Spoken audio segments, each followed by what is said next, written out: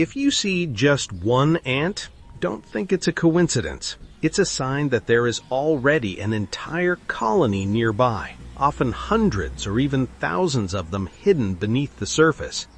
Although they may look harmless at first glance, their constant digging and spreading underground can cause serious damage in both the house and the garden. Take a look at these tiles. They used to be completely stable, but now they are damaged and full of gaps. The ants have literally destroyed the support underneath, and everything has started to collapse. Listen to the difference in sound between these two tiles. Under one of them, everything is hollow. Now I have to fix all of this.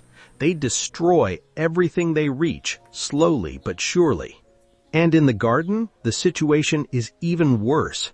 Ants do not act alone. They work together with aphids. They protect them from natural predators, and in return, they receive honeydew as food. Aphids suck the sap from plants, which then start to weaken and wither. That's why it's important to act immediately, because what you see on the surface is often only a small part of a much bigger problem underground. Today, I will show you a completely natural repellent that you can use to drive them away without chemicals.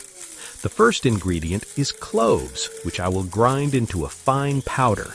Cloves are very effective against ants because they contain eugenol, a strongly scented compound that ants cannot tolerate. As a result, they quickly leave any area where it is present. I add them to about 300 milliliters of hot water. Before I add the second ingredient, I want to show you something. I sprinkled a small amount of crushed cloves here. Watch how they immediately change direction and avoid the area. Even cloves alone are enough to make a difference, but now we will go one step further and create an even stronger repellent. The next ingredient is half a tablespoon of cinnamon. Cinnamon further disrupts their movement because it interferes with the trails they leave behind and creates a natural barrier they refuse to cross. Besides ants, cinnamon and cloves also repel other pests. Now we have a strong base, but the third ingredient is the key. I add about 200 milliliters of alcohol vinegar.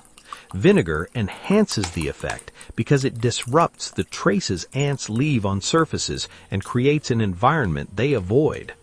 Let the mixture sit for a few hours, then strain it and pour it into a spray bottle. Spray anywhere you see ants. If you want to spray plants, leave out the vinegar. And let me know in the comments if you have ever used any of these ingredients and what your experience was like. See you in the next video.